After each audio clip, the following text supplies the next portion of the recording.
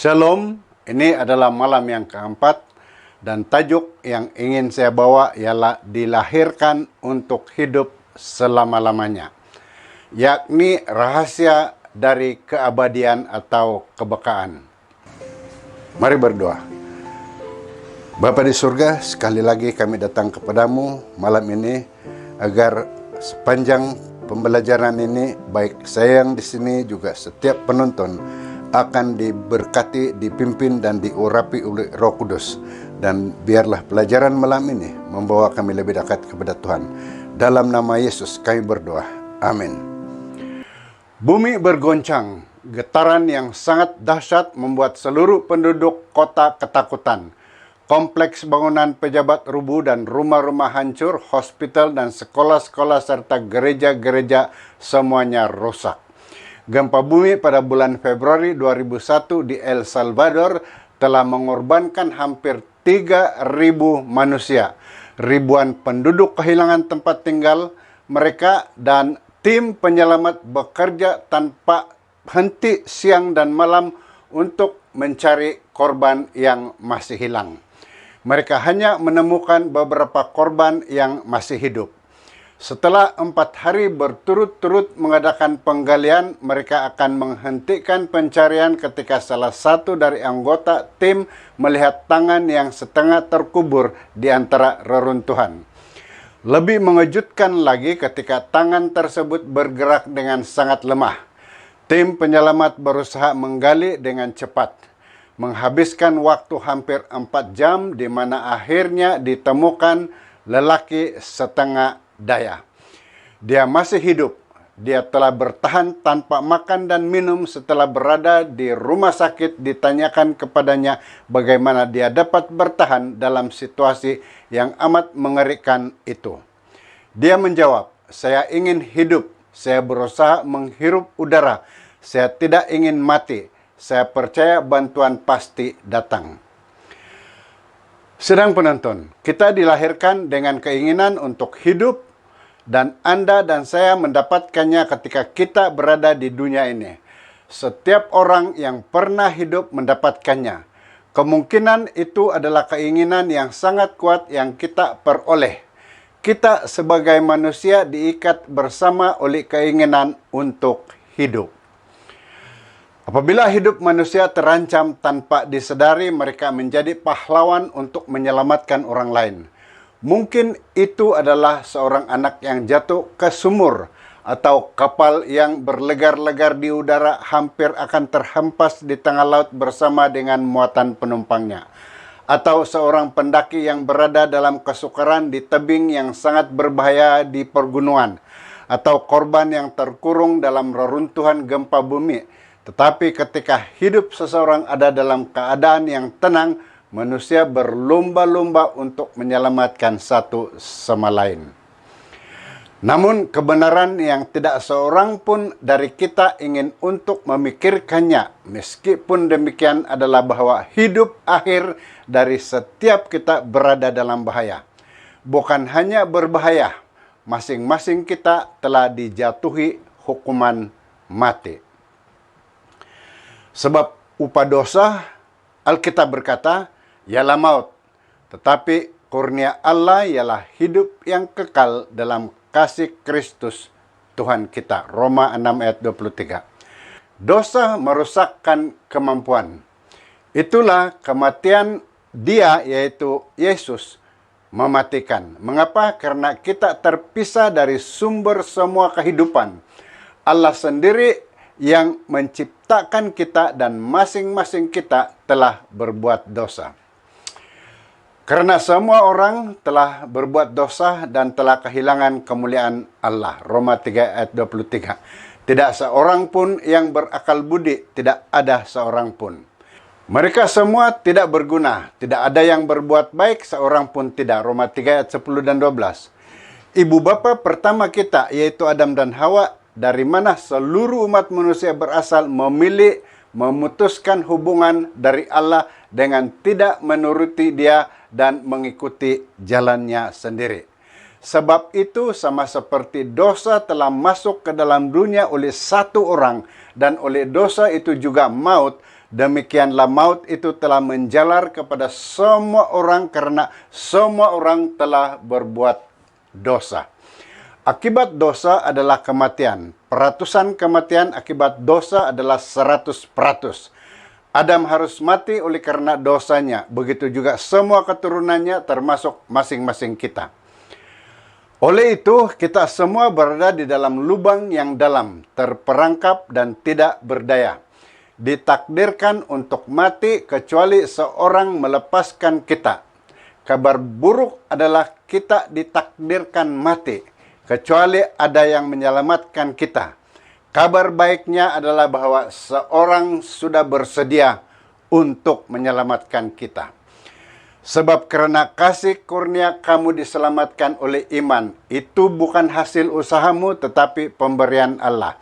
Itu bukan hasil pekerjaanmu. Jangan ada orang yang memegahkan diri. Efesus 2 ayat 8 dan 9. Ya, kita semua telah berdosa. Tidak perlu diragukan lagi. Kita berdosa dengan segala keserakahan perkataan ataupun pikiran. Bayangkan waktu yang tak terhitung setiap hari di mana kita berbuat dosa. Dalam persoalan kita bukan saja dosa telah kita perbuat, itu adalah fakta bahwa kita telah berdosa. Seseorang dengan penyakit yang fatal yang tidak pernah mengenal masalahnya atau mencari pertolongan medikal akan mati. Dan itu adalah upah dosa yang gagal mengenal keadaan rohani mereka dan mencari pertolongan. Tetapi yang merupakan pemisah segala kejahatan, yaitu dalam Yesaya 59 ayat 2. Allah adalah sumber semua kehidupan dan ketika Adam berdosa, dia sebenarnya sudah mati. Kita semua di bawah hukuman mati, tetapi Allah pengasih tidak beritahukan kita akibat dosa tanpa memberikan kita harapan untuk diselamatkan. Itulah kabar baik. Sebab upah dosa adalah maut, tetapi kurnia Allah ialah hidup yang kekal di dalam Kristus Yesus Tuhan kita. Roma 6 ayat 23. Keselamatan adalah karunia. Kita tidak layak menerimanya ataupun kita tidak boleh mendapatkannya melalui pekerjaan-pekerjaan kita yang baik. Dan kita tidak boleh membelinya dengan harga yang mahal sekalipun. Ramai orang percaya bahwa manusia menerima keampunan dan hidup kekal dengan melakukan banyak perbuatan yang baik. Orang duduk di atas tempat yang berpaku meyakini bahwa dengan melakukan itu, yaitu menyiksa tubuhnya maka mereka dapat memperoleh anugerah Allah. Sebahagian orang memukuli dan melukai tubuh mereka dengan cambuk dan rantai. Yang lain menembus tubuh mereka dengan mata kail yang tajam, dan sebahagian berjalan dengan kaki telanjang pada bara yang panas mencari anugerah Tuhan dengan tindakan menyiksa tubuh sendiri. Sebahagian yang lain pula percaya mereka boleh mendapatkan penghargaan untuk hidup masa akan datang dengan membina tempat kebaktian atau memberi makan orang yang suci. Untuk sebahagian lain lagi, tidak ada kesukaan yang lebih besar atau cara lebih baik mendapatkan rahmat Allah daripada mengunjungi suatu tempat yang disebut tempat yang suci atau mati dalam mempertahankan agama mereka. Ramai orang Kristen tanpa sengaja melakukan hal yang sama. Mereka menghadiri gereja, memberi persembahan, mengikuti hukum emas Alkitab. Mereka fikir boleh mendapat rahmat Allah dan berhak untuk dapat hidup yang kekal. Tapi bolehkah itu dilakukan? Bolehkah manusia melalui beberapa tindakan kekerasan dengan menghukum tubuh, penderitaan mental atau perbuatan baik, menyogok Allah untuk mengaruniakan dia kemampuan dan hidup yang kekal? Adakah kita mendapatkan keselamatan atau memenangkannya seperti mendapatkan piala atau medal emas dalam pertandingan olahraga? Alkitab mengatakan, sebab karena kasih kurnia kamu diselamatkan oleh iman, itu bukan hasil usahamu tetapi pemberian Allah. Itu bukan hasil pekerjaanmu, jangan ada orang yang memegahkan diri. Kita tidak dapat menyelamatkan diri kita sendiri dengan hasil usaha kita. Kita harus bergantung pada kasih kurnia Allah dan kasih-Nya dan rahmat-Nya di mana Dia memberikan dengan percuma. Jika kita boleh mendapatkan keselamatan, itu bukanlah kurnia. Sekiranya majikan Anda menyerahkan sebuah envelope dan berkata, dia punya pemberian untuk Anda. Jika engkau dapatkan cek gaji Anda untuk 2 minggu, apakah itu merupakan pemberian? Tidak jika Anda sudah mendapatkannya. Tetapi mengapa Allah yang maha besar, yang memerintah seisi dunia, memperhatikan manusia di planet lain di luar angkasa, mengapa Dia tidak tinggalkan saja manusia yang serakah, pemberontak, dan tinggalkan dia menderita akibat dosanya? Jawabannya terdapat di dalam surat pertama Yohanes. Allah adalah kasih. 1 Yohanes 4 ayat 8. Ada di antara saudara dan saudari yang sudah dewasa. Dan beberapa di antara Anda mengetahui bagaimana rasanya mempunyai bayi yang sakit dan mulai menangis siang dan malam. Anda mencoba segala sesuatu untuk membuatnya lebih nyaman. Namun kelihatannya tidak membantu. Ada yang menimangnya, menyanyikan lagu dan coba semua nasihat teman-teman, tetapi tidak ada yang berhasil. Tetapi biarkanlah saya menanyakan Anda sesuatu. Tidak peduli bagaimana lelahnya Anda, tidak peduli bagaimana lamanya bayi itu sakit. Pernahkah Anda berpikir untuk memberikan bayi itu pada orang atau meninggalkannya menderita sendirian? Tidak. Mengapa? Oleh karena Anda mengasihi bayi yang tidak berdaya, terlebih lagi oleh karena rasa sakit dan penderitaan yang dialami bayi tersebut. Begitulah juga dengan Allah. Saudara dan saudari yang dikasihi Tuhan, anak-anaknya di planet bumi ini menjadi sakit oleh penyakit dosa. Dan rasa sakit dan penderitaan yang diderita membuat Allah lebih mengasihi mereka. Tidak pernah Allah berpikir untuk pergi meninggalkan kita. Tidak pernah Dia berpikir untuk meninggalkan kita untuk mati dan menderita akibat pemberontakan kita. Alkitab katakan Tuhan tidak lalai mentaati janjinya. Alkitab katakan Tuhan tidak lalai menepati janjinya. Sekalipun ada orang yang menganggapnya sebagai kelalaian, tetapi Dia sabar terhadap kamu karena Dia menghendaki supaya jangan ada yang binasa, melainkan supaya semua orang berbalik dan bertobat. Bagaimanapun baik atau buruknya kita semua, Tuhan tetap mengasihi Anda dan saya dan ingin agar kita semua selamat. Bagaimanapun kita semua telah berdosa, kita semua telah melawan Tuhan dan juga hukum-hukumnya. Pemerintahan di dunia ini tidak akan dapat bertahan lama dan juga tidak akan memberikan keampunan bagi pelanggaran hukum. Para pelanggar dijatuhi hukuman, namun melanggar hukum Tuhan merupakan hal yang lebih serius oleh karena dosa telah memisahkan kita dari Allah. Satu-satunya yang dapat menolong dan menyelamatkan kita. Walaupun Tuhan Allah memiliki kasih yang kekal, Dia juga adalah Allah yang adil. Dia menggambarkan dirinya di atas gunung Sinai. Tuhan Allah penyayang dan pengasih, panjang sabar, berlimpah kasih dan setianya, yang meneguhkan kasih setianya kepada beribu-ribu orang, yang mengampuni kesalahan, pelanggaran, dan dosa, tapi tidaklah sekali-kali membebaskan orang yang bersalah dari hukuman. Keluaran 34 ayat 6 dan 7. Tidak adakah pemecahan? Tidak adakah jalan keluar? Ya, tentu saja ada jalan keluarnya. Allah yang Maha Kasih menemukan cara untuk menyelamatkan kita. Dia menemukan pengganti yang tepat untuk mati menggantikan kita, membayar dosa-dosa kita sehingga kita dapat hidup. Yohanes, murid yang kekasih, menjelaskannya seperti berikut. Karena begitu besar kasih Allah akan dunia ini sehingga Dia telah mengurniakan anaknya yang tunggal, supaya setiap orang yang percaya kepadanya tidak binasa melainkan beroleh hidup yang kekal. Yesus datang ke dunia, hidup sebagai manusia, menghadapi persoalan dan pencobaan yang sama yang dihadapi oleh setiap manusia. Dia hidup dalam satu penurutan yang sempurna dan sebagai wakil umat manusia yang tidak berdosa. Kristus dengan sukarela telah menanggung dosa dan kesalahan dan mati demi umat manusia. Rasul Paulus menulis, jadi sama seperti oleh ketidaktaatan satu orang, semua orang telah menjadi orang berdosa. Demikian pula oleh ketaatan satu orang, semua orang menjadi orang yang benar. Roma 5 ayat 19. Kematian Yesus bukanlah untuk memuaskan kemarahan Allah. Yesus mati untuk menyelamatkan kita dari dosa-dosa kita dan Allah begitu mengasihi kita sehingga dia mengorbankan anaknya yang tunggal bagi kita.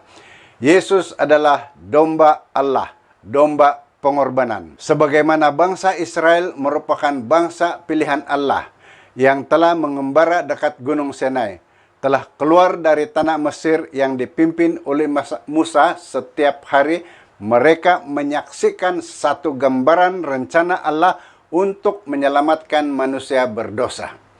Baik dalam simbol-simbol atau upacara, meja pedupaan didirikan sesuai dengan arahan yang diberikan Allah dengan segala pelayanan-pelayanan yang diberikan oleh Allah. Orang berdosa datang dengan membawa hewan korban. Dia menempatkan tangannya di atas kepala hewan itu dan mengakui segala dosa-dosanya, lalu mengambil pisau dan menyembelihnya yang melambangkan bahwa dosa-dosanya menyebabkan kematian domba korban itu yang melambangkan Yesus Kristus. Menyedihkan memang, namun salib di Kalbari itu yang membawa janji-janji akan hidup kekal bagi umat manusia jauh lebih menyedihkan. Bagaimanapun Allah menunjukkan bahwa dosa menyebabkan kematian. Begitu juga bagi orang berdosa atau korban yang tidak berdosa. Sedang penuntun saudara yang dikasihi Tuhan. Umat Allah pada zaman kitab suci mengadakan pengorbanan untuk menunjukkan iman mereka pada kematian anak Allah yang akan datang, satu-satunya yang mati untuk mengganti manusia. Yesus adalah korban sejati. Sebagaimana Yesus datang untuk dibaptiskan, Yohanes mengatakan, lihatlah anak domba Allah yang menghapus dosa dunia. Yohanes 1 ayat 29. Betapa ironisnya di mana dia datang untuk menyelamatkan manusia, namun dengan diam-diam berencana untuk mati. Yesus dipukul, dihina, dan dinyatakan sebagai seorang yang harus disalibkan. Alkitab katakan dia tidak berbuat dosa dan tipu tidak ada di dalam mulutnya, mati di kayu salib. Yesus Kristus disalib pada saat Paskah orang Yahudi adalah menjadi satu kebiasaan para penguasa Roma selama Paskah untuk menurunkan seorang penjahat dari kayu salib untuk menunjukkan iman baik mereka. Orang banyak memilih Barabas, gantinya Yesus di kayu salib. Dalam kematiannya, Yesus dikenal sebagai orang berdosa, disalibkan di antara dua orang pencuri penjahat, dan Allah menempatkan dia atas dosa-dosa isi dunia ini. Yesus berseru dengan suara nyaring, Allahku, Allahku, mengapa engkau meninggalkan aku? Matius 27 ayat 46. Dia merasa perpisahan yang sangat menyedihkan yang diakibatkan oleh dosa. Yesus tidak dapat menanggung penderitaan atas perpisahannya dengan Bapa. Hal tersebut menyedihkan hatinya. Orang banyak itu berteriak, orang lain dia selamatkan, tetapi dirinya sendiri tidak dapat dia selamatkan. Markus 15 ayat 31. Dan memang benar dia tidak dapat menyelamatkan dirinya, namun dapat menyelamatkan orang lain. Dia adalah Allah yang telah membayar harga mahal untuk orang yang hilang, orang yang melanggar hukum dan berdosa. Demikianlah Allah dengan kasih yang tidak pernah padam hingga umat manusia dikembalikan dalam keluarganya yang memberikan anaknya untuk mati menggantikan kita. Yesus diperlakukan sebagaimana kita patut diperlakukan, yang mana kita diperlakukan sebagaimana Yesus patut diperlakukan. Dia dihukum oleh karena dosa-dosa kita dan menderita karena kematian kita, di mana kita beroleh hidup yang kekal. Dengan cara ini Allah memberikan kepada kita hidup yang kekal dan Allah tetaplah Allah yang adil. bukan karena hal baik yang kita lakukan, namun oleh karena Allah memberikan kepada kita pinjaman atau kredit atas apa yang telah Kristus lakukan demi kehidupan yang sempurna yang dia lalui. Rasul Paulus mengatakan kepada bangsa kafir, sebab karena kasih kurnia kamu diselamatkan oleh iman. Efesus 2 ayat 8.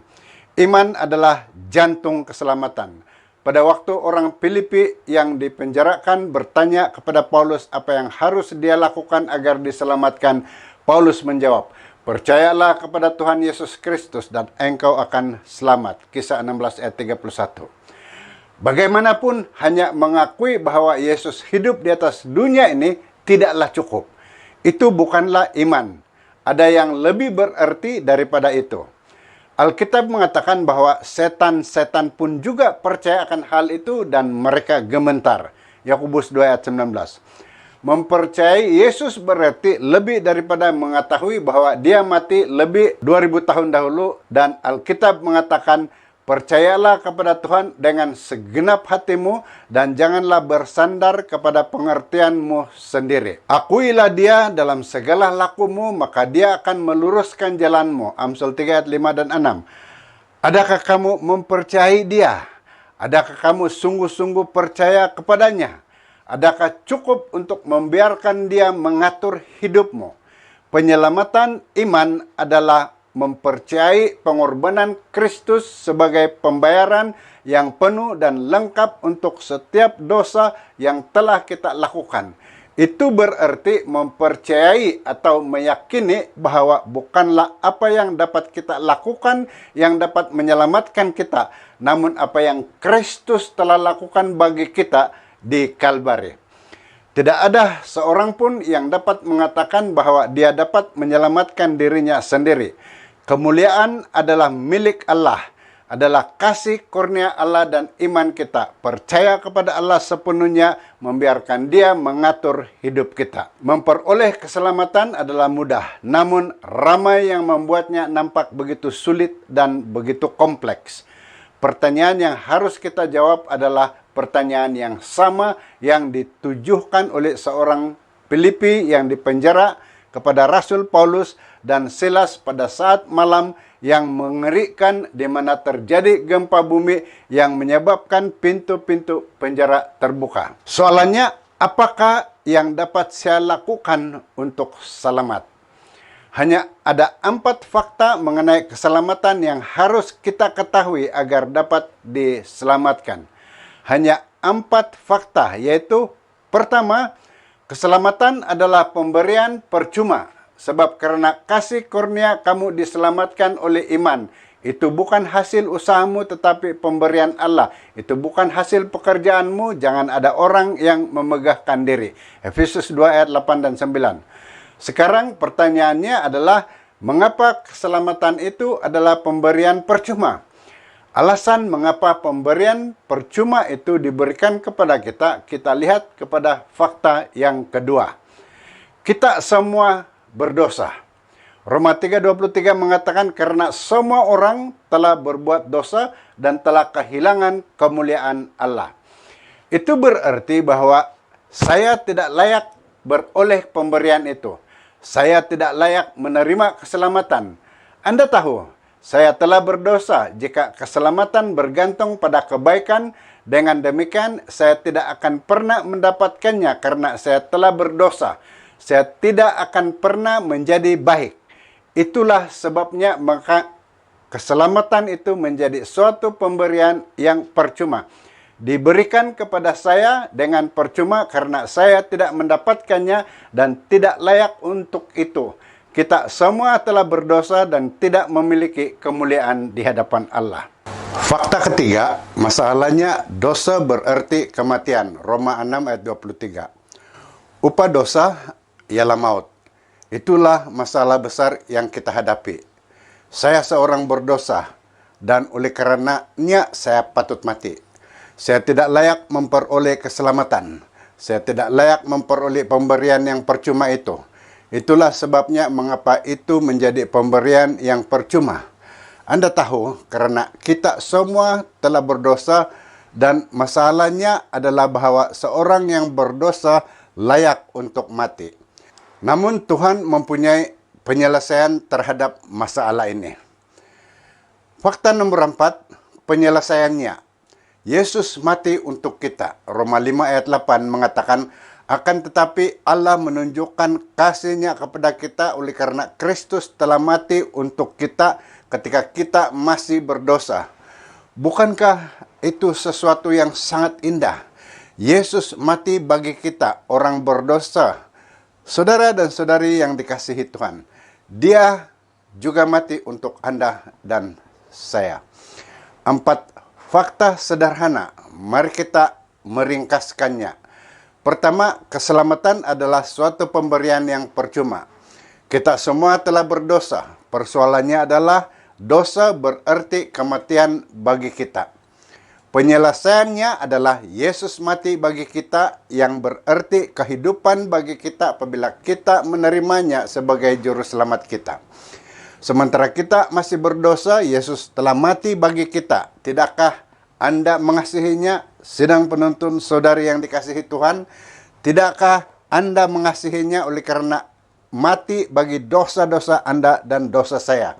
Sekarang mungkin Anda tertanya-tanya, bagaimanakah saya dapat menerima pemberian yang percuma ini? Alkitab memberi jawaban kepada kita dalam Wahyu 3 ayat 20. Lihatlah, aku berdiri di muka pintu dan mengetuk. Jika seorang yang memiliki hidup kekal mengetuk pintu rumahmu, apakah kamu akan membiarkannya saja berdiri di luar sambil mengetuk? Atau adakah Anda mau mengundangnya masuk ke dalam? Tentu saja Anda akan membuka dan mengundangnya masuk. Anda tahu, dengan menerima Yesus, kita menerima pemberian hidup kekal yang Dia bawa. Bukankah itu suatu yang sangat indah? Yesus mau datang ke dalam kehidupan kita. Kita harus mengundangnya masuk. Begitulah cara kita menerima pemberian percuma itu. Kita hanya dapat berkata, terima kasih Yesus, datanglah dalam kehidupanku, datanglah dalam hatiku, kendalikanlah hidupku, juga hatiku. Dan pada saat Yesus masuk ke dalam kehidupan kita, kita menerimanya sebagai teman dan juru selamat dan juga Tuhan kita. Pada saat kita menerima Yesus masuk ke dalam hati kita, dua hal penting yang akan terjadi pada waktu kita menerima Dia di dalam hidup kita. Pertama, kita mengaku dosa-dosa kita dan menerima pengampunannya. Jika kita mengaku dosa kita, maka Dia adalah setia dan adil sehingga Dia mengampuni segala dosa kita. Dan Dia menyucikan kita dari segala kejahatan. 1 Yohanes 1 ayat 9. Sedang penuntun saudara-saudari yang dikasihi Tuhan, itu adalah suatu janji yang sangat indah. Tidak kira di mana kita berada dan apa yang telah kita lakukan, tidak kira kehidupan apapun yang kita telah lalui, malah yang paling mengerikan sekalipun kita dapat datang kepada Yesus dan menerima pemberian keselamatan yang percuma itu. Kita dapat mengakui dosa-dosa kita dan menerima keampunan yang sempurna yang Dia berikan. Alkitab mengatakan kepada kita bahwa Yesus akan membuang dosa-dosa kita ke dalam laut yang sangat dalam dan tidak akan pernah mengingatinya lagi. Saudara sedang penonton yang dikasihi Tuhan, pada saat Yesus mengampuni, Dia melupakan. Apakah ada dosa-dosa yang perlu Anda akui pada Tuhan?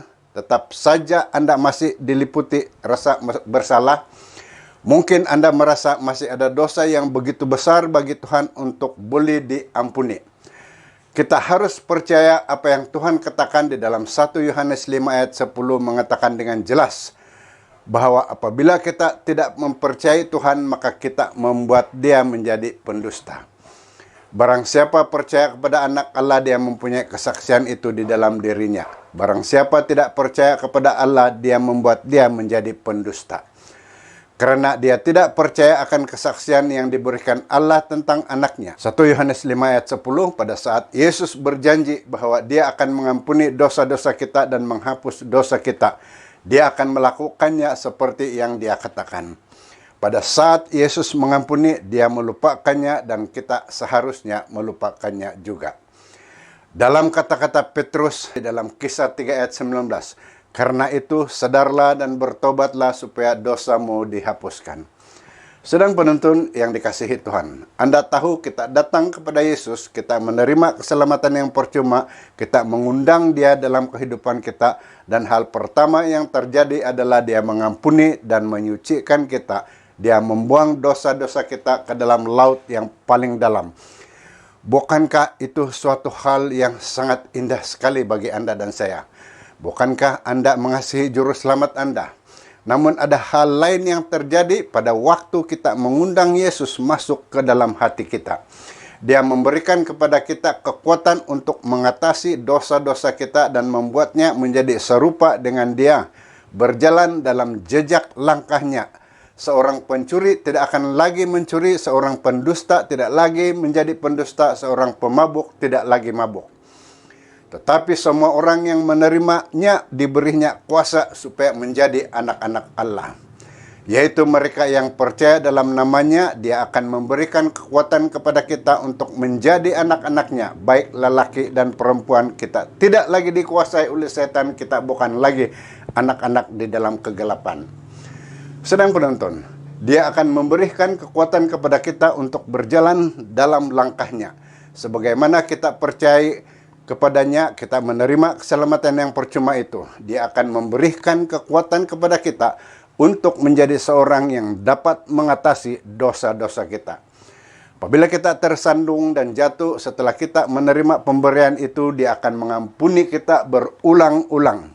Kemudian Dia akan memberikan kekuatan kepada kita untuk menjadi seorang yang bertumbuh menjadi serupa seperti Yesus. Adalah proses yang berlanjutan untuk belajar memiliki iman, keyakinan, dan percaya kepada Yesus, Juru Selamat kita. Kita tidak akan menjadi sempurna, tetapi kita akan diampuni. Setan tidak lagi menjadi Tuhan. Yesuslah Tuhan kita. Anda tahu, percaya berarti memiliki iman, kepercayaan, dan menerima keselamatan itu. Dan Dia mengampuni dosa-dosa kita, dan Dia juga memberi kekuatan kepada kita berjalan di dalam langkahnya. Pada saat kita menjawab ketukan di pintu hati kita dan mengundang Yesus masuk ke dalamnya, Dia menyucikan hati kita yang berdosa dan mengampuni kita. Dia juga memberikan kekuatan kepada kita untuk mengubah dan menang terhadap dosa-dosa kita dan menjadi lebih serupa seperti Dia. Dan pada saat Yesus tinggal di dalam kita, kita mengetahui dengan pasti bahwa kita memiliki hidup yang kekal. Tahukah Anda akan hal itu? Kita tidak perlu khawatir tentang adakah kita akan diselamatkan dan hidup selamanya bersama Yesus. Karena apabila kita menyerahkan hidup kita kepada Yesus, percayalah bahwa Yesus akan menyelamatkan kita. Mari kita berdoa. Bapa di surga, terima kasih karena oleh Yesus kami mendapat keselamatan dan oleh Yesus kami mendapat kekuatan untuk melawan dosa. Biarlah di dalam hidup kami sentiasa dibawa kuasa, pimpinan, dan bimbingan Yesus. Dalam nama Yesus kami berdoa. Amin. Shalom, kita berjumpa lagi besok malam. Tuhan memberkati.